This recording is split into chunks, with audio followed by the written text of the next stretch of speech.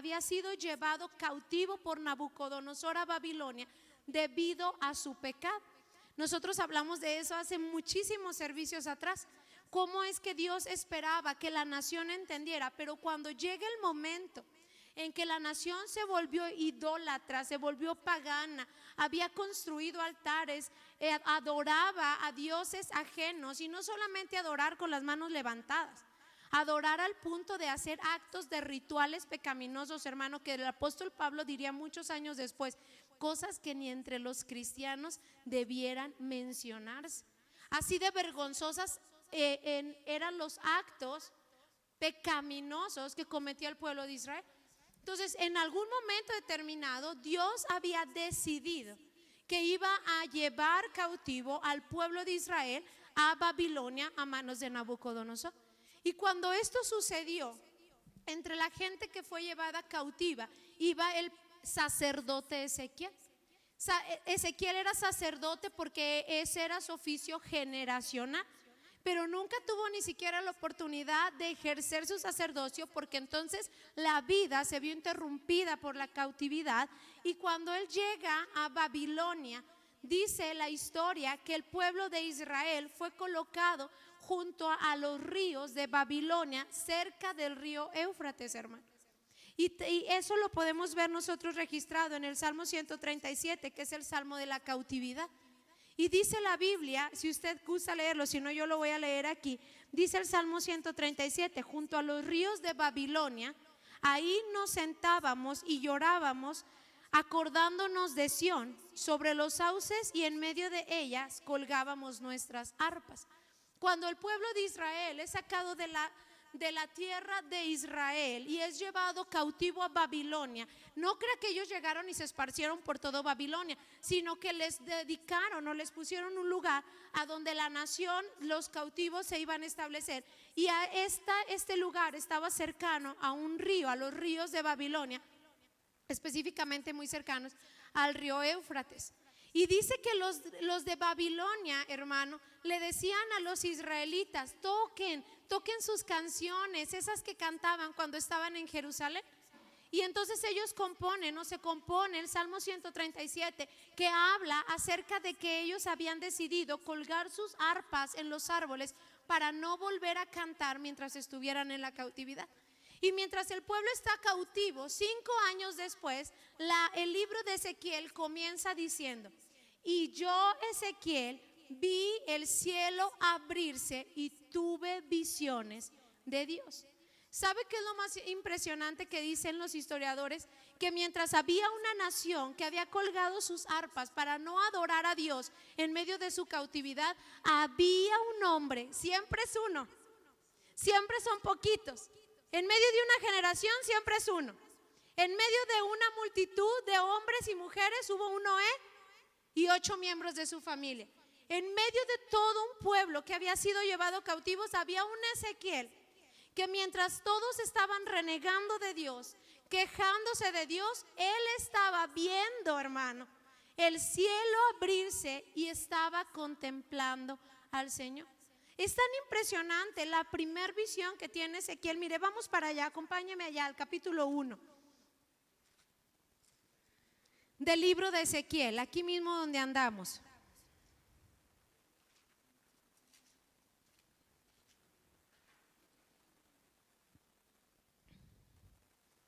Fíjese, dice: en el día 5 del mes 4 del año 30, mientras me encontraba con los deportados a las orillas del río Quebar, los cielos se abrieron y recibí visiones de Dios. Habían pasado ya 5 años y 5 meses desde que el rey Joaquín fue deportado. Y en este tiempo, mientras Ezequiel, el hijo de Buzi, estaba a las orillas del río Quebar, en la tierra de los caldeos, el Señor le dio una palabra y su mano se posó sobre él. Y yo espero que tú te quedes picado, pero no me leas la Biblia ahorita. Vete a tu casa a leer la Biblia. No llegues a ver la tele y quieras venir a leer aquí. Dice la escritura, hermano, que cuando vio, imagínense, han pasado 5 años de la cautividad. El pueblo de Israel ha decidido colgar sus arpas, su instrumento de adoración en los árboles, como haciendo una huelga ¿contra quién? Contra Dios.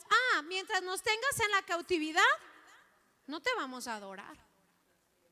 Mientras nos tengas aquí cautivos, porque tú nos trajiste cautivos, no me sale.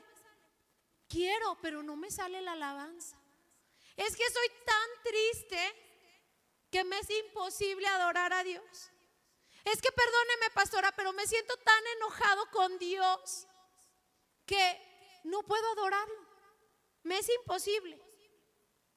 Y dice la escritura que mientras había una multitud, hermano, de hombres, mujeres, niños, jóvenes que habían colgado sus arpas, había un hombre, un sacerdote que estaba ahí, hermano, para tener una palabra de parte de Dios y para ver lo que nadie más estaba viendo.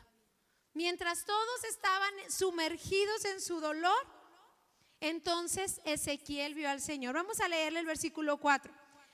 Dice: de pronto me fijé y vi que del norte venía un viento huracanado y una nube inmensa rodeada de un fuego fulgurante y de un gran resplendor. Y en medio del fuego se veía algo semejante a un metal refulgente. Y también en medio del fuego vi algo parecido a 4 seres vivientes. Y ahí le digo, comienzan las cosas complicadas de entender. Dice, cada uno tenía 4 caras, 4 alas, sus piernas eran rectas, pero tenían pezuñas y brillaban como el bronce, etcétera, etcétera, etcétera, hermano. Y después comienza a ver ruedas que tienen estructura, que tienen ojos. Mire, está viendo cosas muy complicadas de entender. Pero entonces en el capítulo 2, el profeta Ezequiel dice que escuchó una voz que le dijo: hijo de hombre, ponte en pie que voy a hablarte. Y mientras me hablaba, el Espíritu entró en mí, hizo que me pusiera de pie y pude oír al que me hablaba y me dijo: hijo de hombre, voy a enviarte a los israelitas, a una nación rebelde que se ha sublevado contra mí. Ellos y sus antepasados se han rebelado contra mí. ¿Hasta cuándo? Hasta ese día, 5 años. Mire, hermano, 5 años de cautividad no habían sido suficientes para que entendiera. Yo luego a veces me angustio y luego digo, ni un año de pandemia ha hecho entrar a la gente, porque estoy segura, porque así dice la escritura, así lo sostiene la palabra de Dios. Como Él es el soberano, Él lo permitió.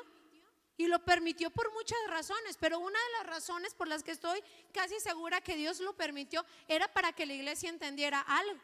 Pero ni un año, y todavía la gente dice, ¿cuándo se irá a acabar? No sé.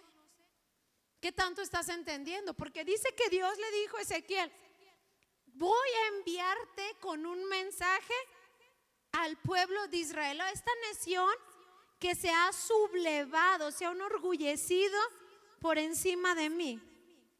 Pero dice, hermano, dice el versículo 4: te estoy enviando a un pueblo obstinado y terco, al que deberás advertirle. Así dice el Señor omnipotente. Fíjese bien, ponga atención. Tal vez te escuchen, tal vez no, pues son un pueblo rebelde, pero al menos sabrán que entre ellos hubo un profeta. Tú, hijo de hombre, no tengas miedo de ellos ni de sus palabras, por más que estés en medio de cardos y de espinas y vivas rodeado por escorpiones. No temas por lo que digan, ni te sientas atemorizados, porque son un pueblo obstinado. Otra vez, hermano, tal vez te escuchen, tal vez no, pues son un pueblo rebelde, pero tú les proclamarás mis palabras. Tú, hijo de hombre, atiende bien a lo que te voy a decir y no seas rebelde. Atiende bien a lo que te voy a decir, y no seas rebelde como ellos. Abre tu boca y come lo que te voy a dar. Y ahí comienza, hermano, una aventura que tiene el profeta Ezequiel acerca de visiones que Dios le dio. Creo yo que ahora entiendo más que nunca. He leído el libro del profeta Ezequiel, pero la verdad se me hace complicado. Por eso le digo que es un libro complicado, que si uno solo lo lee sin estudiar, sin ir al original, sin tener libros de apoyo, uno no logrará a lo mejor comprender mucho. Pero algo sí sé, que es verdad lo que dicen los conocedores de la Biblia. El libro del profeta Ezequiel sí tiene que ser el libro de la iglesia, porque lo que dice Dios, o de la manera en que Dios describe a los israelitas, es casi igualito a la condición en la que se convertiría la iglesia y el pueblo de Dios. Dios le está diciendo: te voy a enviar a un pueblo que puede que te quiera escuchar, pero puede que también no te quiera escuchar. Pero tú les vas a hablar. ¿Por qué? Miren nada más lo importante, hermano. Porque Dios le dice al profeta: porque nunca podrán decir que no les advertí. Nunca podrán decir que no hubo profeta entre ellos que les advirtiera lo que estaba por suceder, lo que estaba por acontecer. Eso a mí me impacta del Señor. Me impacta que nunca, eso hablaba esta semana, hermano, y le decía a mi esposo referente a algunas cosas interesantísimas que escuché. Le decía: me impresiona la forma en que en medio de las catástrofes más grandes que ha tenido el pueblo de Dios, Dios siempre les advierte antes de que suceda para que no suceda. Pero por eso Dios le está diciendo a Ezequiel: pero es que este pueblo no solo es rebelde, es obstinado. La palabra obstinación es saber lo que va a suceder y aún así querer hacerlo. O sea, no te vayas por ahí, te vas a caer. Y a fuerza dice: no, yo me voy a ir por ahí. Eso es obstinación. Y dice la palabra de Dios que Dios le estaba diciendo a Ezequiel: te voy a mandar un pueblo que probablemente te oiga, probablemente no. Un pueblo que es obstinado, que es rebelde, que se ha sublevado en mi contra, que siguen viviendo en rebelión 5 años después de la cautividad. Yo siempre le digo que si Dios te hace esa invitación, ese llamado, diciéndote de antemano que no te van a querer ni escuchar, hermano, que no te van a querer oír, pues no es como el llamado más alentador que uno puede recibir. Porque uno como líder, uno como predicador, tiene la pequeña esperanza de que la gente hoy escuche algo y algo le cambie la vida. Pero este hombre está recibiendo de antemano la advertencia: todo lo que hable será de mi boca, pero aun cuando sean palabras salidas de mí, habrá quien quiera oír y habrá quien no quiera oír.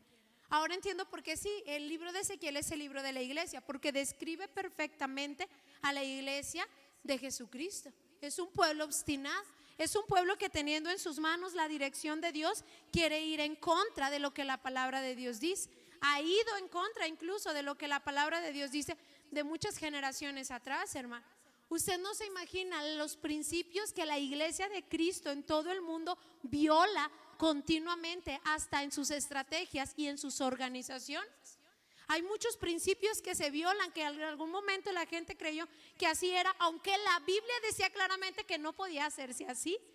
Y esa es la razón, ahorita lo vamos a ver, por lo cual la iglesia perdió su poder y la iglesia perdió su influencia. Entonces vamos a continuar. Bueno, resulta que ellos están ahí, y mientras hay una generación que no quiere adorar a Dios, hay un hombre que está viendo al Señor, que está teniendo palabra de Dios, que tiene revelaciones. Porque siempre en una generación habrán los que se enojan contra Dios, los que no entienden, los que no adoran a Dios, los que cuelgan sus arpas porque no están viendo nada. Y gloria a Dios, porque también siempre en una generación habrá gente con el espíritu de Ezequiel, que mientras otros están lloriqueando, están viendo con los ojos del espíritu la mejor temporada que viene de parte de Dios. Esa gente siempre tiene motivos para adorar a Dios. Esa gente siempre tiene motivos para estar contento y gozoso, exaltando a Dios, porque dice: yo estoy viendo lo que nadie más está viendo. Mientras tú estás viendo la crisis, tú estás viendo la enfermedad, tú estás viendo la pobreza, tú estás viendo que todos los negocios se cierran, uno está viendo la oportunidad de Dios y viendo la gloria de lo que se viene. Gracias a Dios que siempre haya Ezequieles en todas las generaciones. El mensaje que el profeta tiene, es un mensaje, lo acabamos de ver, es un mensaje de confrontación a una nación rebelde y obstinada. Ezequiel tenía una palabra de parte de Dios. ¿De qué categoría no serían las palabras del profeta? Que Dios le dice: no tengas miedo de lo que ellos van a decir. No les vayas a tener miedo. Tú di todo lo que yo te diga y no dejes que el temor entre en ti. Porque ¿sabe qué sucedía en los tiempos de Ezequiel, hermano? Muchos profetas se levantaban y decían: este año es el año que volvemos a Jerusalén. Ya nos lo dijo Dios. No, ya me dijo Dios que esto solo ha sido una prueba porque nos quiere llevar a algo más grande. Usted puede leerlo en toda la historia de la deportación. Hubieron profetas tras profetas que se levantaban con mensajes de parte de Dios, diciendo: el Señor dice que está probando tu corazón. Por eso te digo, sí tiene que ser el mensaje de la iglesia, porque se parece a nosotros en todo. Profetas levantándose, predicadores levantándose, diciendo: no es tu culpa estar deportado en Babilonia. Es porque vivimos en un mundo caído, es porque es la maldición que a todos nos toca vivir. Y dice que Ezequiel tenía que enfrentarse a profetas falsos. Hermano, Dios, antes de que metiera a esa gente a la cautividad, les había advertido: no los voy a devolver de ahí hasta que hayan pasado 70 años. Van a vivir en Babilonia 70 años. Tal eran las mentiras de los profetas, hermano, que esta gente decía: no, ni voy a construir nada, no me voy a casar, no voy a hacer nada, porque yo estoy segura que el año que entra Dios nos va a regresar a Jerusalén.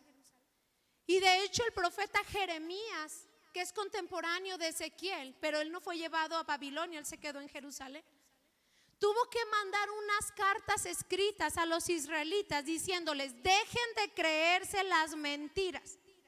Yo que ustedes comenzaba a comprarme una casa y a construirla, me buscaba un trabajo y daba a mi hija o a mi hijo en casamiento, porque Dios ha dicho que no los volverá a la tierra de Israel hasta que se hayan cumplido los 70 años prometidos del cautiverio.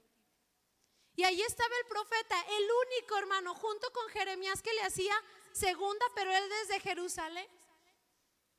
Él solito contra un montón de mentirosos que decían: no, Dios no es tu culpa, no, tú eres bueno, la gracia, la misericordia, impidiéndole al pueblo ver su condición real. Y ahí estaba él solito predicando: tú estás aquí. Bueno, dijo Dios, dice Ezequiel, que porque eres rebelde y eres obstinado. ¿Cómo cree que el pueblo se ponía, hermano? Enojado, como algunos que conozco. Algunos que dicen: qué palabra tan dura, qué inmisericordia. Así. Por eso Dios le advirtió: ni se te vaya a ocurrir tenerle miedo a esa gente, ni se te vaya a ocurrir diluir el mensaje. Dice Dios: vas a decir todo lo que salga, todo lo que yo ponga en tu boca. Cada palabra que ponga, suéltasela a esa gente, dásela a esa gente. Y yo preguntaría: ¿y cuál va a ser el motivo? Si la gente no va a escuchar y la gente no va a cambiar, ¿para qué Dios levanta a un Ezequiel en cada generación si la gente no va a escuchar? Ahí dijo Dios: para que cuando lleguen a mi presencia, nunca nadie diga: a mí no me dijeron, a mí no me advirtieron.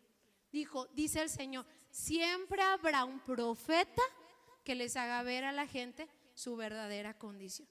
Así que qué temor, hermano, un día pararnos ante la presencia del Señor y que el Señor nos diga: no, mijito, siempre hubo una palabra oportuna, siempre hubo profeta que advirtiera tu triste condición. Por eso yo creo que Pablo muchos años después diría: eres inexcusable, tú, hombre, delante de Dios.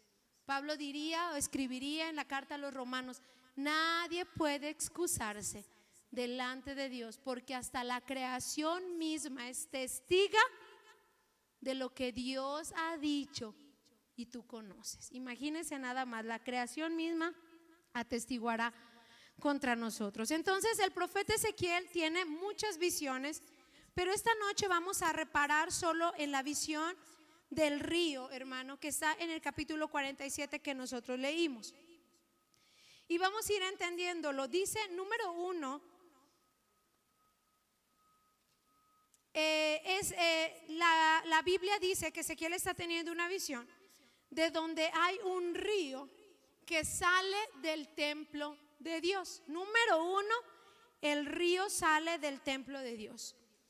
Número 2, esta visión está hablando de aguas que tienen que ser espirituales.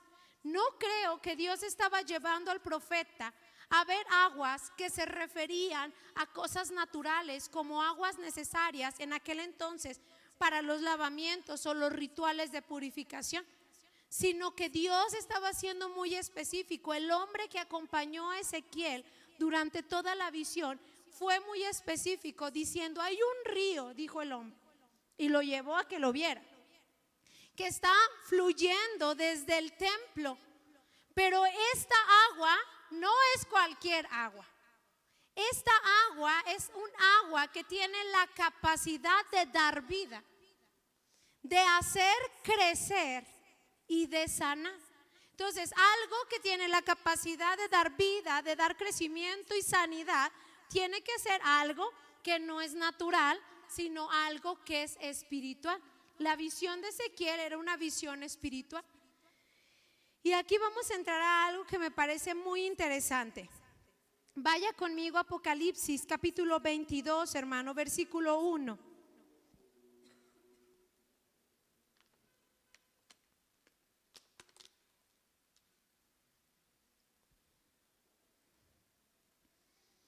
Apocalipsis capítulo 22, verso 1 al 6 dice: luego el ángel, ahora está hablando Juan, el apóstol Juan, me mostró un río de agua viva, de vida, claro como el cristal, que salía del trono de Dios y del Cordero, y corría por el centro de la calle principal de la ciudad. A cada lado del río estaba el árbol de la vida, que produce 12 cosechas al año, una por mes, y las hojas del árbol son para la salud de las naciones. Y ya no habrá más maldición. El trono de Dios y del Cordero estarán en la ciudad, y sus siervos lo adorarán. Lo verán cara a cara y llevarán su nombre en la frente. Ya no habrá noche y no necesitarán luz de lámparas ni de sol, porque el Señor su Dios los alumbrará. Y reinarán por los siglos de los siglos. Y el ángel me dijo: estas palabras son verdaderas y dignas de confianza. El Señor, el Dios que inspira a los profetas, ha enviado a su ángel para mostrarle a sus siervos lo que tiene que suceder sin demora. Apocalipsis 22, 1, 6 está citando el mismo río que está viendo Ezequiel. Dice la palabra de Dios que el ángel le dijo al apóstol Juan: Dios ha enviado a sus profetas. ¿Qué es Ezequiel? Un profeta.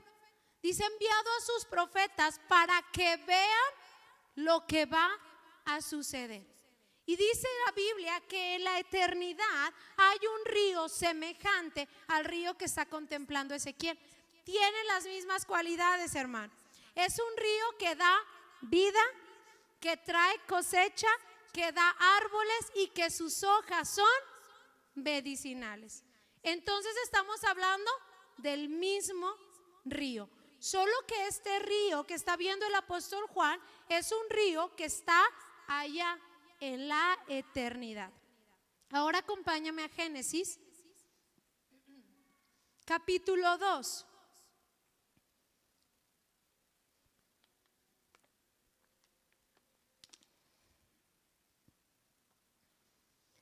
Dice así: del Edén nacía un río que regaba el jardín y que desde ahí se dividía en 4 ríos menores. El primero se llamaba Pisón y recorría toda la región de Javila, donde había oro, y el oro de esa región era fino y también había resina muy buena y piedra de onice. El segundo se llamaba Gihón, que recorría toda la tierra, toda la región de Cus.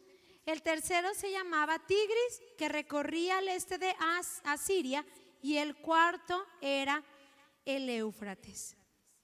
Cuando nosotros nos vamos a las palabras de lo que significa el nombre de cada uno de esos ríos, vamos a descubrir algo impresionante. Pisón significa crecimiento. Gihón significa cosecha, hermano. Tigris significa una ruta de transporte, o sea, bendición. Y Éufrates, que son, creo yo, los más conocidos por todos nosotros, el río Éufrates, aquel de donde están cercanos los ríos de Babilonia. El río Éufrates de todas las civilizaciones, en todas las civilizaciones, ha sido como un prototipo, una figura de vida, ya que las civilizaciones que estaban cercanas al río Éufrates pudieron sobresalir de todas las demás civilizaciones que no tenían ese río cercano, hermano. Mesopotamia y Egipto se convirtieron en las naciones más importantes de la antigüedad. ¿Por qué? Porque tenían el río Éufrates que daba vida. Número uno, hacia la tierra fértil. Número dos, hasta el día de hoy, hermano, es reconocido por tener cantidad de especies impresionantes. De hecho, hay solo una especie que se da en el río Éufrates, una tortuga de caparazón blando.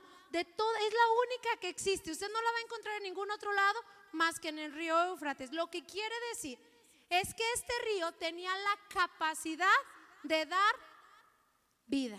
O sea, que lo que está viendo Juan para el cielo, ese río que fluye en la eternidad, es el mismo río que está viendo Ezequiel. Pero es el mismo río que fue plantado ¿dónde? En el jardín del Edén.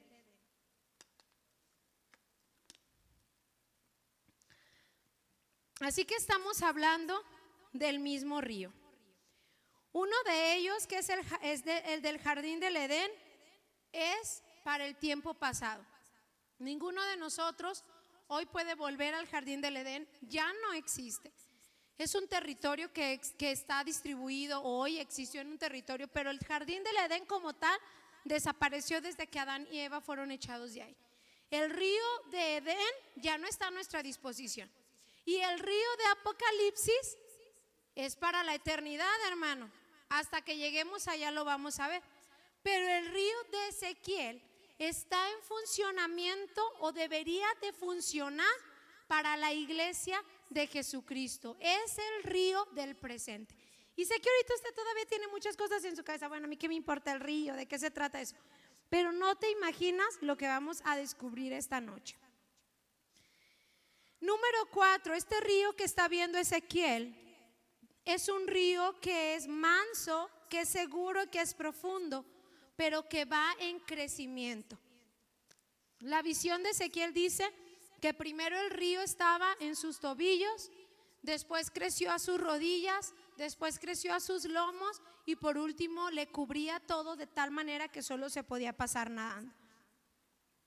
Número 5, Ezequiel vio algo que nunca antes había visto.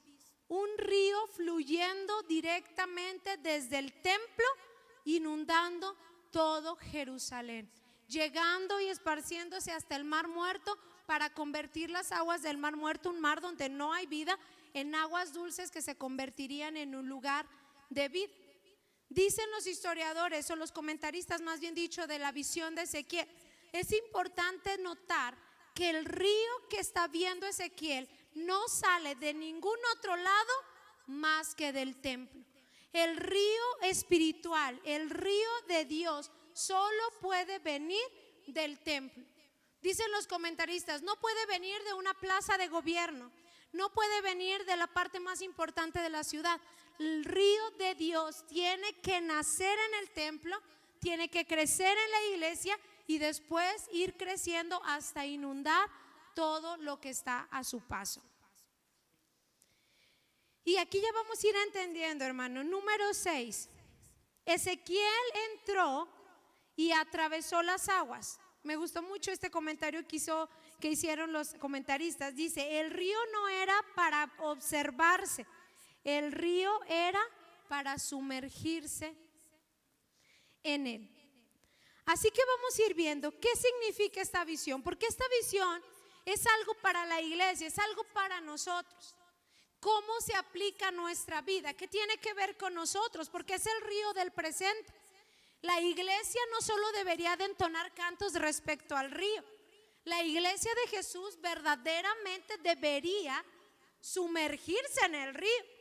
¿Y qué tan importante será sumergirse en el río si el resultado de vivir sumergidos en el río es sanidad, vida, cosecha, hermano, y bendición? ¿Qué tan importante será? Por eso te digo, no quiero levantar la mano. Pero ¿cuánta gente vino enferma aquí hoy? Es más, ¿cuánta gente vive enferma toda la vida?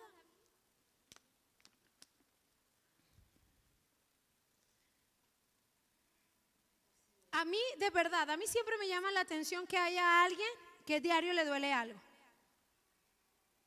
Ahí, ya a mí, si esa fuese mi vida, se me deberían prender las 2 antenas de rastreo para ver qué está pasando. Porque no es el plan de Dios, iglesia. No es lo que Dios quiere para usted. Ya lo vimos, el plan de Dios era una humanidad saludable. Y Jesucristo vino a devolvernos eso. Entonces, si hay una iglesia que todos los días está enferma, es una iglesia que no vive en el río. El río tiene que traer vida. Y me deja decirle algo, y aunque no me deje, yo como Ezequiel, tal vez me escucha, tal vez no. Pero el río debe de dar vida. Y muchos de ustedes hoy tienen una cara de muerte. Que ay, hermano. Mire, a veces son las 8 de la mañana y uno dice, tiene ganas de preguntarle a la gente, bueno, ¿usted no durmió bien? Dice Saris, no dormimos bien. Sí, no, la gente en serio de esta generación no duerme bien. No duerme bien. Tiene insomnio, preocupaciones, angustias. Entonces, a donde sea que el río pase, tiene que dar vida. Y la vida se debe de reflejar. Nadie puede decir, sí tengo vida, en lo profundo tengo vida de Dios. No, la vida de Dios se nota porque se nota. La vida, donde está la iglesia que vive sumergida en el río, ahí sin duda hay bendición. ¿Y cuántos de nosotros habremos venido esta noche bendecidos de parte de Dios? Mire, el silencio lo dice todo. Dice la Biblia que para empezar la visión de Ezequiel, esta comienza con la voz de un hombre que está guiando a Ezequiel a través de cada uno de los pasos que él está dando. Este hombre le va diciendo al profeta, muévete para acá, camina para allá, observa para allá, muévete acá, haz esto acá. Sí lo notó cuando lo leímos, ¿verdad? Bueno, para los que no lo notaron, vamos a leerle ahí.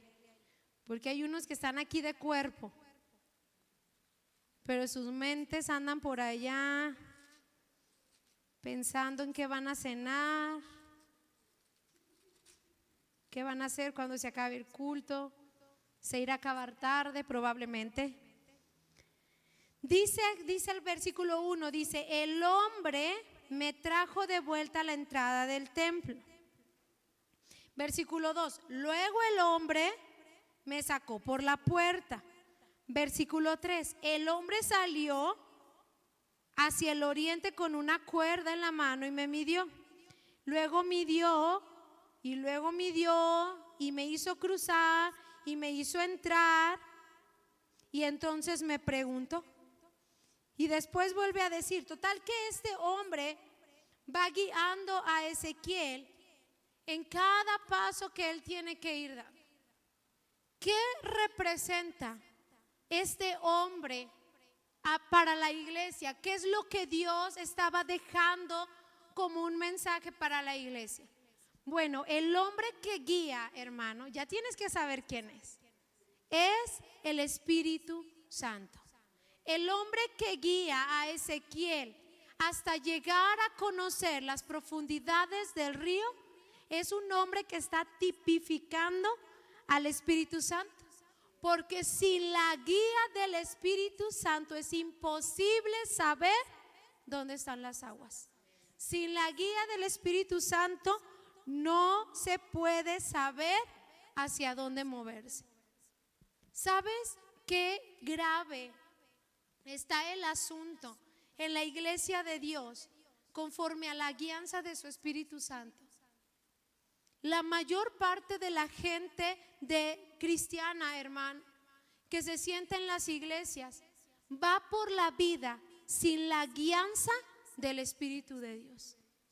Siempre, siempre, ese es como el pan de cada día. Cuando tengo que platicar con alguien, siempre mi respuesta es: tienes que escuchar la dirección del Espíritu Santo. Y cuando la gente me escribe o la gente me llama o la gente platica conmigo y me dice cosas como ya tomé la decisión de hacer, yo siempre digo, si eso es lo que dijo el Espíritu Santo, hazlo. Siempre escucha la voz del Espíritu Santo, porque lo primero siquiera para que te acerques al río que da vida es que tienes que ser una persona que es guiada por el Espíritu Santo. Porque solo el Espíritu Santo sabe dónde están las aguas. Solo el Espíritu Santo puede guiarte a la profundidad de las aguas. Dice que el hombre le decía: métete a las aguas, camina para acá, observa para allá. Y dice que iba midiendo y le decía: vuélvete a meter. Iba midiendo otros 500 metros y le volvía a decir: vuélvete a meter. Hermano, esa es la vida del Espíritu Santo. Por eso el apóstol Pablo escribiría en las cartas a la iglesia. ¿Quién es la iglesia? A ver, ¿quién es la iglesia? Nosotros somos la iglesia. Y Pablo dijo: no hay ninguna condenación, no hay enfermedad, no hay muerte, no hay maldición para los que son ¿qué? Porque mucha gente ha creído que Pablo dijo: no hay ninguna condenación para la gente cristiana. Pero Pablo no estaba diciendo eso. Se necesita ser muy ignorante, porque la Biblia lo dice súper claro. Dice: no hay ninguna condenación para los que están en Cristo, los que son guiados por el Espíritu de Dios. ¿Cómo es que el Espíritu Santo me guíe? ¿Será que el Espíritu Santo solamente sabe decir cosas como: ponte a orar, lee tu Biblia, ofréceme una semana de ayuno? Y entonces alguien dice: yo sí vivo guiado por el Espíritu Santo, porque a mí me dijo: levántate a las 3 de la mañana, ora. Gente que luego dice una sarta de tonteras que dicen que dice el Espíritu Santo, hermano. Me dijo: sube al monte del Picacho y reprende la muerte desde ahí.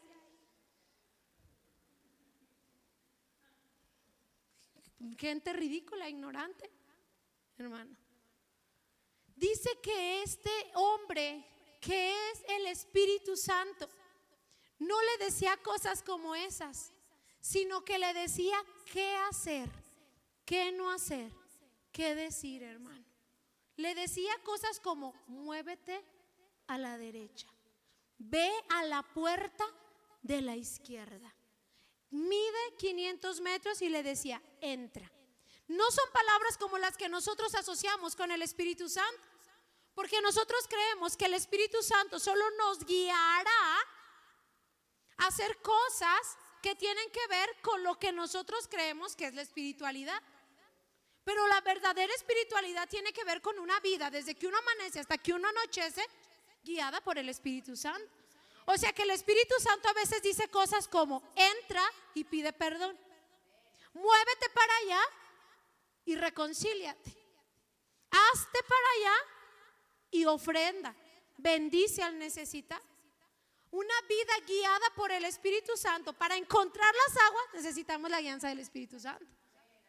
Pero antes de que el Espíritu Santo nos revele las aguas, necesitaremos haber tenido una vida espiritual guiada por el Espíritu Santo.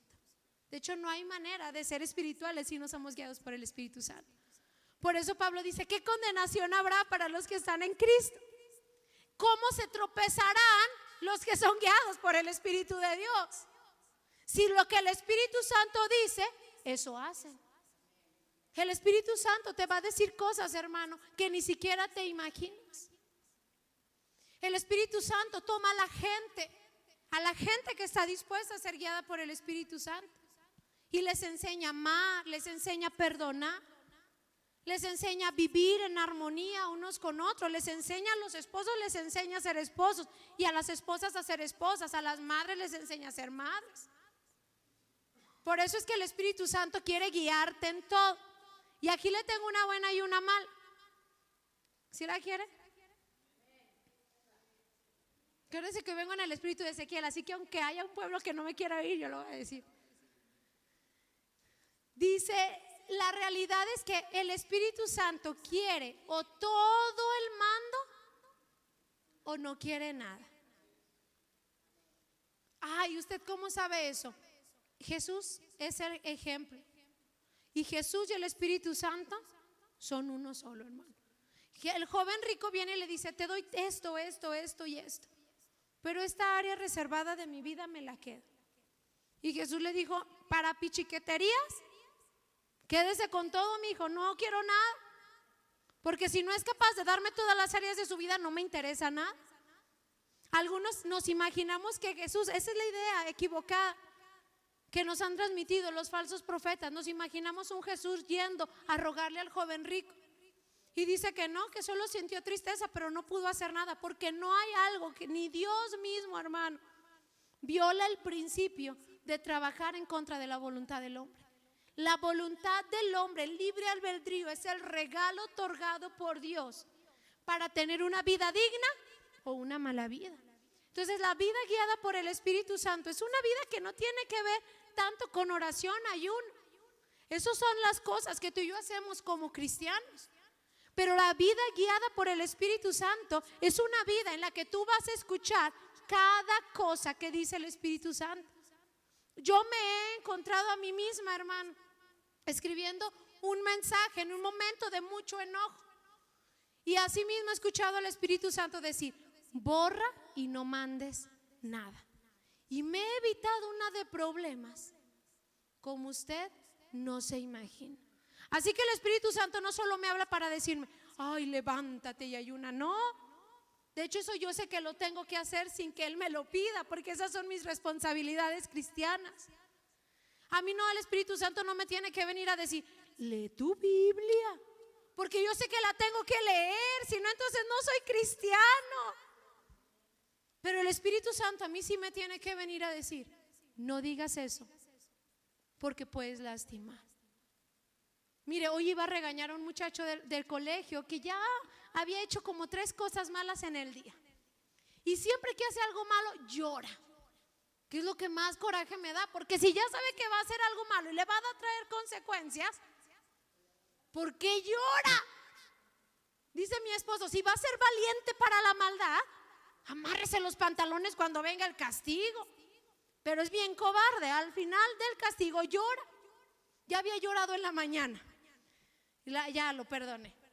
Y luego ya lo habían venido a acusar en la clase, lo perdoné. Pero ya la tercera, cuando lo mandé a hablar, miren, mi cabeza ya había dicho: le voy a decir esto, esto y esto. Y ya venía con los ojos llorosos.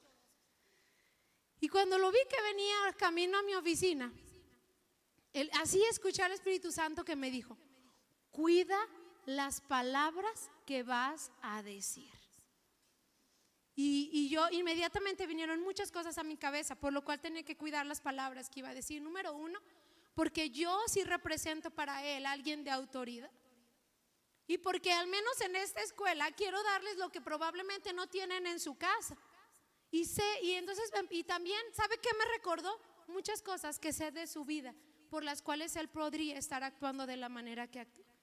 Cuando ese niño de esos minutitos, mire, fue de ahí de la cafetería a la oficina. Todo eso me dijo el Espíritu Santo, esos 3 pasos que tuvo que dar el chamaco. Cuando ya se acercó ahí, ¿qué le dije? Mijo, váyase de aquí, váyase y reconsidere su actuar. Y ya luego platicamos. Y ya se fue, como que dijo, ay, no me regaña. Y a la salida lo volvió a hacer. Se peleó, hermano, porque le gusta pelearse a golpes. Ya a la salida le dije, mira, estoy bien cansada el día de hoy. No quiero decirte nada que te pueda lastimar. Mañana platicamos. Pero eso lo dice el Espíritu Santo. A mí me ha dicho, cállese la boca y no diga esto. Luego es bien rudo, a mí me habla rudo. Yo no sé si es porque yo soy así y él me trata así, pero así es conmigo. Nunca voy a olvidar, de verdad, hermano, el día que me cayó el 20 acerca del papel que una mujer debe fungir, porque la Biblia lo enseña. Y me acuerdo que yo iba ahí con mis pijamas a tirar la basura y acababa de actuar como actúan las cristianas con sus esposos, ¿verdad? Y escuché al Espíritu Santo bien clarito decir, donde sigas tratando a tu esposo así, por más que prediques y sirvas y hagas, te vas a quedar sola. Y ni se te ocurra llorar y decir, ¿por qué si te serví tantos años me pasó esto a mí? La falta de sometimiento y la falta del orden dentro de la casa, te va a suceder eso. Eso te lo ha hablado el Espíritu Santo, porque no me dijo, ay, mi hijita, váyase a orar. Ahorita que termine de tirar la basura, métete a hablar en lenguas en la habitación. No, no me dice cosas como esas. Me dice cosas, hermano, muy incómodas. Como métase, igual que Ezequiel, mójese los tobillos. Ay, Señor, son mis zapatos nuevos. Mójese los tobillos. Y después métase más profundo y mójese las rodillas. Ay, no sé nadar, me voy a ahogar. Nade ahí, aviéntele, muévale los brazos. Esas son cosas como las que habla el Espíritu Santo, hermano. Cosas que te mueven de tu estabilidad. Dice que ese hombre que tipifica al Espíritu Santo le dijo a Ezequiel, después de medir los primeros 500 metros, le dijo que tenía que sumergirse. Y en la primera instancia el agua del río de Dios le llegaba solo hasta los tobillos. Los tobillos no era algo muy profundo. Imagínense, si uno se pone de pie y el agua te llega hasta los tobillos, eso es una cantidad muy pequeña. ¿Quién puede ahogarse con el agua hasta los tobillos? Mire, puede suceder. Se resbala alguien, se da en la nuca y despierta ahogado. Esa agua, que no era nada profunda, hermano, estaba ahí para que Ezequiel comenzara a experimentar la profundidad de las aguas de Dios. Hasta ese momento las aguas solo le llegaban hasta los tobillos. ¿Qué son los tobillos en la visión de Ezequiel? ¿Qué son los tobillos en la Biblia? Los tobillos siempre son el lugar de la permanencia. Porque una vez que has comenzado a tener una vida guiada por el Espíritu Santo, y el Espíritu Santo comience a pedirte cosas y comience a incomodarte, hermano, lo primero que tendrás que hacer es permanecer en esa pedida, en esa exigencia de parte del Espíritu Santo, que no será cómodo. Y entonces habrá muchos cristianos preguntándose, ¿esto es todo lo que hay en la vida cristiana? ¿Un solo dar, un solo entregar? ¿Porque yo siempre tengo que perdonar? ¿Porque yo siempre tengo que ser el que entiende? Yo he escuchado a mucha gente cristiana diciendo eso. Pero a mí, ¿por qué solo me habla Dios? A ver, ¿por qué no le dijo a mi ofensor también? Él también me hirió. Yo he escuchado a muchos cristianos diciendo, porque yo siempre tengo que ser el que pide perdón. Porque yo siempre tengo que ser el que cede. Porque yo siempre tengo que ser el que camina la milla extra. ¿A poco no hay muchos en la iglesia? Porque yo siempre tengo que hacer el que hace el aseo. Porque yo siempre tiene que ser el que visita, el que consolida. Porque cuando el agua solo llega a los talones, cuando has comenzado a tener una vida guiada por el Espíritu Santo, antes de sumergirte hasta nadar, solo comenzarás a sentir la vida de permanencia. Tendrás que permanecer, hermano. La permanencia. Hoy hablaba con mi mamá y le decía, qué impresionante es cómo la gente incapaz de permanecer pierde las oportunidades más grandes de su vida, porque sintieron el agua hasta los tobillos y dijeron, esto es todo lo que tiene para mí el ministerio. Esto es todo lo que tiene para mí la vida cristiana. Qué aburrido. ¿A poco toda la vida me voy a pasar, no sé, limpiando las bancas? ¿A poco toda la vida me la voy a pasar siendo ujier? Y decíamos, qué impresionante. Estábamos ahí platicando, impresionadas de ver vez tras vez cómo la gente que comienza a sentir el agua hasta los talones. ¿Por qué? Porque el Espíritu Santo les dio una orden. Les dijo probablemente, involúcrate ahí. Haz esto para mi reino. Haz aquello para mí. Y pensaron que al día siguiente ya estaba ahí el estrellato, hermano. Que ya les iban a poner la alfombra roja y les iban a decir el siervo, la sierva de Dios. Creyeron que al año, a los 2 años, a los 3 años, las células iban a ser mini iglesias. Y muchos han renunciado a su puesto. Porque ¿quién quiere sentir el agua hasta los talones? Ni siquiera es lógico hasta los tobillos. Ni siquiera es lógico. Uno no va a las albercas a nomás a pararse así. No, uno mete así solo para probar. Para probar. Pero no se queda ahí parado. Le digo, ni tiene lógica. La gente pensaría que estás deschavetado. Si te quedas, ¿y tú qué haces? Aquí, en la alberca, con el agua hasta los tobillos. No, eso no tiene lógica. Pero así es el Espíritu Santo, generalmente no tiene lógica. Nos va a pedir cosas que permanecer ahí, sintiendo el agua hasta los tobillos, será suficiente para ir más profundo.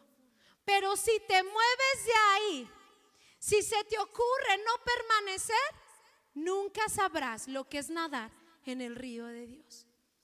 Hay que permanecer. Hasta en medio del dolor hay que permanecer. En medio de la aflicción hay que permanecer, hermano. En medio de la angustia hay que permanecer. En medio de la incertidumbre hay que permanecer. Cuando sientes que todo lo que haces no está teniendo ningún sentido, hay que permanecer. Cuando sientes que en tu trabajo, en la iglesia, en tu servicio ha sido en vano, hay que permanecer. Hay que permanecer. Cuando sientes, no, es que yo he dado mucho por esa persona, le he mostrado mucho el amor de Dios y parece que no estoy teniendo nada de ahí. Si el Espíritu Santo te guió, permanece, permanezca, hermano. Parece que entre más meto la cuerda o aprieto la cuerda en mi casa, mis hijos más se destrampan. Permanezca, no la suelte. Jálela más, apriétela más. Permanezca. Si fue la guianza del Espíritu lo que lo llevó ahí, permanezca. A mí me impacta cómo gente viene y dice, Dios me dijo que sirva en tal cosa, no sé, las sillas, la limpieza, las intercesoras. 2 o 3 semanas después, no, ¿sabe qué? Dios me dijo que mejor me dedique ahorita a mi familia. O Dios me dijo que ahorita me tome un descanso. O sea, Dios es así. Ezequiel, métete no te creas, salte. No, hermano, el camino del Señor siempre va para adelante. Es más, el que pone las manos sobre el arado y mira hacia atrás, ese ni siquiera es digno para ser contado entre la gente útil para el reino de Dios. Eso dice la palabra. Dice, ninguno que poniendo su mano sobre el arado es un cobarde mirando hacia atrás. Ese no es digno para ser considerado entre los capaces de estar en el reino de Dios. Entonces, los tobillos hacen referencia a la permanencia. Permanece. No sabes si estás a una semana, a un mes, a un año de la promoción de Dios sobre tu vida. Y permanecer no es fácil. Permanecer es desesperante. Puedes llorar en la permanencia, hermano. Puedes tener 1000 preguntas y hácelas a Dios. Puedes tener incógnitas. Puedes tener preocupaciones. Pero permanece, permanece, permanece, y de ahí podrás ir más profundo hasta nadar en el río que trae vida, que trae salud y que trae bendición. Dice que 500 metros más midió el hombre y lo metió hasta las rodillas. Las rodillas siempre en la palabra de Dios hablan de humillación, de intercesión, ya que debemos crecer en nuestra comunión con Dios, hermano. Debemos crecer en nuestro tiempo de intimidad con Él. Si yo preguntara esta noche, ¿qué tanto consideramos que hemos crecido en nuestra comunión con Dios? No quisiera una respuesta, porque ahora a través de la palabra de Dios estamos viendo que es imposible tener un crecimiento de nuestra vida con Dios o nuestra vida de intimidad si, número uno, no somos guiados por el Espíritu Santo, y número dos, si no permanecemos en Él, en el momento, en la temporada, en su guianza. Así que es imposible pensar en que hemos crecido en revelación, o que hemos crecido en comunión, o que hemos crecido en intimidad, si no hemos sido primero guiados por el Espíritu Santo, y si no hemos sido personas que están ahí a pesar de viento, marea, tormenta, parados firmes con el agua hasta los tobillos. Es imposible crecer en comunión con Dios, lo cual es una necesidad, lo cual es la base de la vida. Dios en el jardín del Edén creó al hombre y a la mujer para tener comunión con Él. En el jardín del Edén Dios creó al hombre y a la mujer para que le levantaran una descendencia que pudiera tener comunión con Él. Y Dios muchos años después envió a Cristo para que pudiéramos tener comunión con Él. Así que si primero no hemos sido guiados por el Espíritu Santo para ser sumergidos hasta los tobillos, es imposible ser sumergidos hasta las rodillas. Ahí donde hemos experimentado la gloria de Dios, hermano. A las rodillas se experimenta la presencia de Dios. En las rodillas se experimentan los tiempos de intimidad, de adoración genuina. Ahí donde uno conoce al Señor.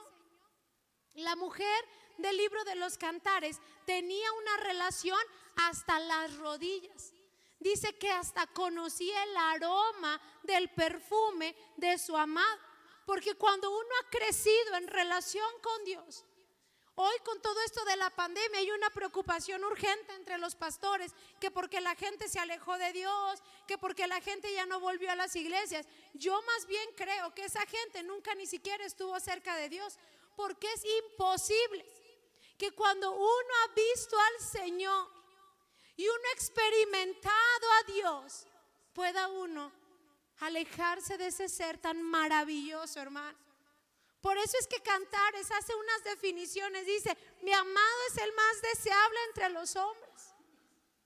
Ojalá metiera su mano debajo de mi brazo y me abrazara, me besara.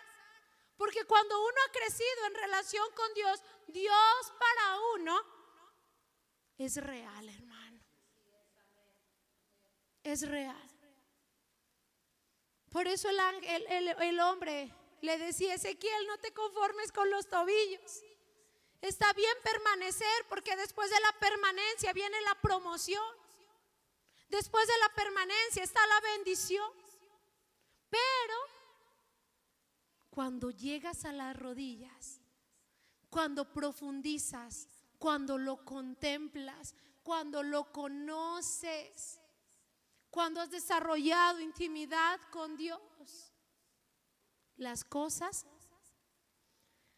son otro nivel. Una vez que el agua ha llegado hasta las rodillas, el hombre guía a Ezequiel para medir otros 500 metros y que el agua ahora le llegue hasta los lomos. Nosotros vemos muchas referencias en la Biblia acerca de los lomos, incluso la misma armadura de Dios en una de sus partes es puesta en los lomos, hermanos. Pero en esta ocasión, refiriéndose a Ezequiel, estos lomos de los que habla el profeta, que sus lomos fueron sumergidos en el río de Dios, está hablando de la misma referencia que hace el Antiguo Testamento cuando dice que Abraham cargaba en sus lomos a las siguientes generaciones. ¿Lo ha leído alguna vez? Eso dice la palabra de Dios. Los lomos de los que habla Ezequiel es el lugar de los órganos reproductores que se usan para representar una función generacional. El hombre, el Espíritu Santo, le está diciendo a Ezequiel: después de que te has dejado guiar y que has permanecido, y voy a ser repetitivo, yo creo que el Espíritu Santo quiere que lo diga, he conocido muchas personas que cuando las cosas se ponen difíciles dicen: esto no tiene que ser de Dios, y dejan de lado el permanecer y pierden cosas inimaginables, hermanos. Este hombre le está diciendo a Ezequiel: cuando te has dejado guiar y después has permanecido y has crecido en comunión con Dios, entonces tienes que ir más profundo hasta entender, porque los lomos hablan de entendimiento, hasta entender que la vida, que el paso en esta vida es un paso generacional, es un paso de legado. Mira, hermano, yo de verdad por donde quiera que lo veo, encuentro a Dios hablando de generaciones, encuentro a Dios hablando de legados, encuentro a Dios hablando de familias. Pero nunca había visto tan grave el asunto como pensar que mucha gente en el pueblo de Dios está enferma, en escasez y sin vida, porque no ha logrado comprender que la vida se trata de legado y de pasar una estafeta generacional. Y muchos de nosotros creemos que estamos enfermos por muchas otras cosas. Pero hoy la palabra de Dios dice en el mensaje a la iglesia, por parte del profeta Ezequiel, que muchas de nuestras malas cosas que estamos viviendo, experimentando, tienen que ver con la falta de entendimiento acerca de vivir una vida con legado. Y no solamente quiero esta noche hablar de los padres dejándoles un legado a los hijos, porque el río está fluyendo desde la iglesia, desde el templo. El río de Dios fluye del templo y tiene que regar toda la ciudad, hermano. ¿Y cómo es esto? La iglesia tiene que ser una iglesia que tiene legado, que trasciende. No hay manera de impactar, no hay manera de nadar, en las aguas del río si no logramos dejar un legado, marcar una diferencia, hacer algo trascendental. Y aquí quiero detenerme los últimos minutos. Cuando Dios puso en el jardín del Edén estos ríos, este río que se dividía en 4 brazos, uno de ellos convirtió a las civilizaciones en moveres impresionantes que dejaron una huella en la historia. Porque desde el principio, hermano, y a través del recorrido de las páginas de la Biblia, yo encuentro que Dios siempre puso todo al alcance de su pueblo, de la iglesia, para convertirse en un canal de agua viva para todos los que estaban a su alrededor. No sé en qué momento la iglesia de Cristo creyó la mentira de que debíamos de pasar desapercibidos. La iglesia no está haciendo nada. No se oyen los nombres de los cristianos entre la gente influyente del mundo. No escucho, hermano, que la iglesia esté marcando algo. Gracias a Dios, el pueblo de Israel entendió perfectamente este, no es método, esta indicación de Dios del agua hasta los lomos. Por eso ellos vivían nadando en el río de Dios. Israel era un pueblo al que todos le temían. Israel era una nación en donde antes de conquistar a sus enemigos, los enemigos ya venían noches sin dormir porque tenían miedo de la influencia poderosa de ese pueblo. La iglesia primitiva, la iglesia de los Hechos lo entendió, que para nadar en el río se necesita ser un pueblo de influencia, porque el río nace de la iglesia. Por eso de los primeros cristianos se decía: estos trastornan el mundo entero. No había un pueblo a donde no llegara Pablo, a donde no llegara Pedro, hermano, a donde no fuera Felipe o Santiago, que causaran una revolución. No había. La gente de Dios en el Antiguo Testamento y la gente de Dios en el Nuevo Testamento eran capaces de nadar con el agua sobre los lomos, porque entendían que el paso en la tierra tiene que ser trascendental para dejar algo que reproduzcas, que sea generacional. ¿Sabe qué encuentro? Que la iglesia de Cristo hoy, no amada Bethesda, la iglesia de Cristo en todas partes hoy puede, si bien, pasar como si ni siquiera existiera. La iglesia de Dios ya no hace ruido. La iglesia de Dios ha adoptado tan perfectamente esta mentalidad equivocada de ser amigo de todos y llevarse bien con todos, que tiene mucho tiempo que la iglesia no hace ruido de nada. Se levantan movimientos satánicos de homosexualismo, lesbianismo, que rompen la familia. ¿Y qué hace la iglesia? Vamos a orar, vamos a ayunar. ¿Creen que eso, hermano, pone a temblar al diablo?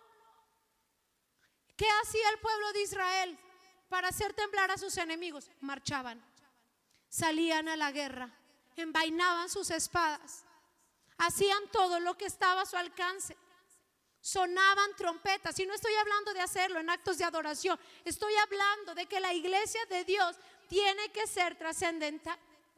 Ahora entiendo por qué la iglesia de Dios está enferma y por qué la iglesia de Dios vive en escasez. ¿Por qué la iglesia de Dios trae esa cara hoy? Porque no están haciendo nada con sus vidas que sea generacional, nada que sea trascendental. Es imposible nadar en el río que trae vida, sanidad y bendición si no logramos hoy comprender qué estoy haciendo con mi vida. ¿Cómo puedo ser parte de un movimiento que trastorna mi ciudad? ¿Cómo puedo ser parte de un ministerio que le cambie la vida a hombres y mujeres, niños, adolescentes? ¿Qué puedo hacer? ¿Y saben qué es lo que más me preocupa? Es esto. Me preocupa que no seas guiado por el Espíritu Santo, sí. Me preocupa que no permanezcas, pero bueno, ya hay quienes no han permanecido. Me preocupa que no conozcas a Dios. Pero sobre todo me preocupa que algunos de nosotros vivimos con el agua hasta las rodillas. Venimos aquí y exaltamos al Señor, hacemos unos cultos poderosos, pero nuestras vidas no pasan de ser solo vidas, hermano. Alientos de vidas, de gente que camina para despertarse. Casi voy a describir tu rutina. Para despertarte, semiorar, porque ya se te hizo tarde o te dormiste de más. Preparar tus cosas para ir a tu trabajo, llegar de tu trabajo, y si eres hombre, pedir de comer, y si eres mujer, llegar a hacer tus pendientes del trabajo. Y después sobrellevar la tarde haciendo tus pendientes y tus quehaceres, alistarte para dormir, leer un capítulo o dos de la Biblia, volver a semiorar y dormirte. Y esa es tu vida de lunes a viernes. El sábado descansas un poquito más y el domingo vienes a la congregación. ¿Sí o no? ¿Y dónde están tus aguas hasta los lomos? ¿Dónde te levantas en la mañana para decir: tengo una urgencia de hacer algo para trastornar mi ciudad? Tengo una urgencia que me carcome por hacer algo para hacer diferente mi ciudad. ¿Dónde está, hermano? ¿Dónde está la gente de Dios? Que nada, que vive con el agua hasta los lomos. Porque midió el hombre 500 metros más y llevó a Ezequiel al punto de estar sumergido completamente. Los comentaristas de la antigüedad, Spurgeon, uno de mis favoritos, dijo de un hombre del cual su biografía me encanta. Nosotros leímos su biografía aquí el año pasado, George Mueller, es de mis favoritos. Leímos cantidad de biografías impresionantes, pero ver lo que hizo George Mueller por dejar un legado generacional a sus hijos, no, hermano, sintió la urgencia de tener el agua hasta los lomos y abrió un orfanato sin un peso en su bolsillo. 500 niños alimentaba todos los días, y dice que todos los días usaba sus rodillas para decir: Dios, no tengo que darles de comer, pero si alguien está más preocupado por ellos, no soy yo, ese eres tú. Así que yo quiero que todos los días me mandes la provisión. Y todos los días sucedían cosas impresionantes. A veces se ponchaba la llanta de un camión que iba a repartir pan a toda la ciudad. ¿Y qué cree?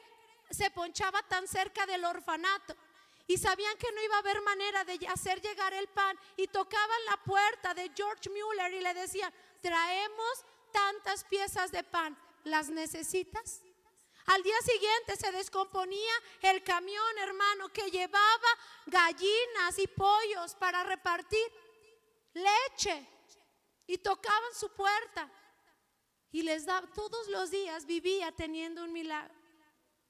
Es la historia, a mí esta es de mis favoritas, de las biografías de los grandes hombres de Dios de la antigüedad, de la época moderna.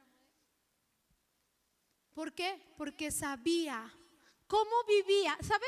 Murió viejísimo, un ancianito, hermano. ¿Cómo no iba a tener Dios razones para darle tanta vida? ¿Cómo no iba a tener Dios razones para meterlo en el río que da vida? En el río que sanaba sus dolencias. Era un hombre completo, era un hombre sano a sus 90 y tantos. A Dios no le urgía recoger a George Mueller, porque era un hombre que nadaba en las aguas del Espíritu. Si puede ir pasando mi esposo.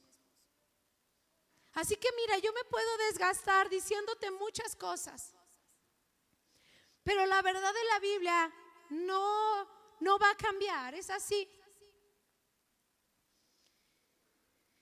La bendición, la sanidad, la vida, hermano, esos rostros que irradian vida, han probado las aguas de la permanencia, la guianza del Espíritu Santo, han conocido a Dios, pero también han entendido el sentido y el propósito de su trascendencia en esta tierra. Iglesia, de verdad, ¿cuántos años más vas a dejar pasar para descubrir cuál es tu propósito en esta tierra? Para vivir todos los días dejando, formando un legado generacional, para entender que para nadar en las aguas se necesitan las aguas a los lomos. No puede brincarse de las rodillas y sumergirte todo, no se puede. Primero aprendes a ser guiado por el Espíritu, después aprendes a permanecer. Nunca te brinque la autoridad. Aprende a permanecer, aunque sea desesperante, aunque te sientas estancado, aunque te sientas mal. Después, conoce a Dios, ámalo apasionada y desesperadamente, conviértelo en tu todo. No te imagines una vida sin Él, y entonces encuentra tu propósito. Pero no te tardes, iglesia, porque la pandemia sigue azotando, porque el mundo se está poniendo oscuro. Y si no estamos protegidos por las aguas del río que dan vida, ¿cómo vienen? ¿Cómo llegan? Esas las manda Dios, de esas tú no te preocupes. Salen de su trono. Encárgate de ser guiado, de permanecer, de conocerlo y de dejar un legado. Y Él, dice Apocalipsis, vi un río que brotaba agua, y esa agua salía del trono de Dios. Tú no te preocupes cómo van a venir las aguas. Tú asegúrate de estar viviendo en tu propósito, guiado por el Espíritu Santo, con una vida conociendo en intimidad a Dios, que las aguas serás sumergido en las aguas. Tendrás sanidad, tendrás vida y tendrás bendición.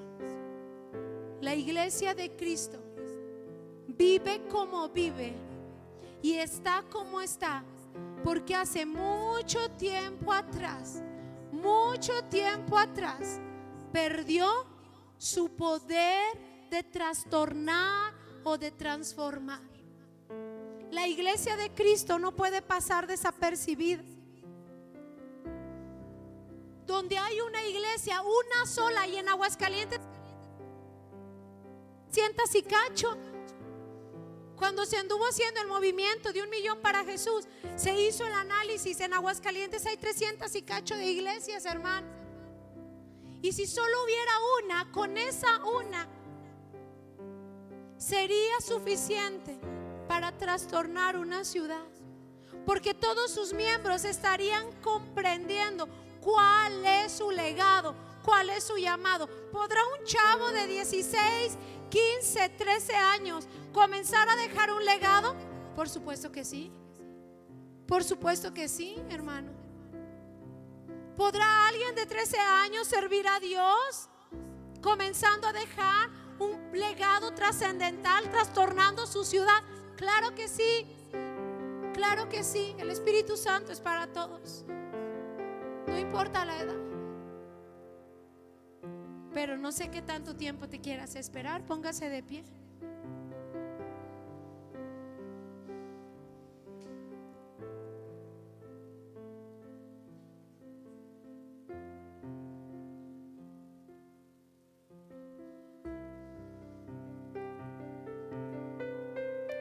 La próxima vez que los de la alabanza nos deleiten con esas canciones casi no escuchadas, y digas: yo danzo en el río, asegúrate de que estás ahí danzando con cuerpos sanos, con una vida llena de vida, valga la redundancia, y con las bendiciones de Dios. Asegúrate, hermano, de que tienes las aguas sumergido completamente en el río del Señor, porque ese es el mensaje para la iglesia. Ese es el mensaje de la iglesia. Vamos a orar esta noche. Vamos a orar y quisiera que viniéramos al altar, hermano, al altar de Dios.